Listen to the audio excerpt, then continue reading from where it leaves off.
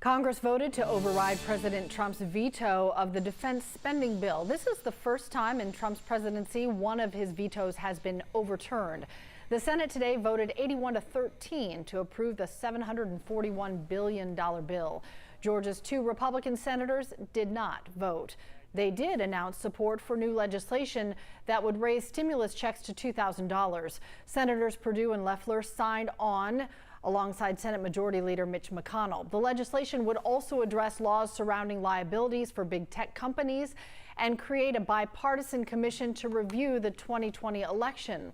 Last week, Senator McConnell blocked Democrats' efforts to pass a clean $2,000 stimulus check increase.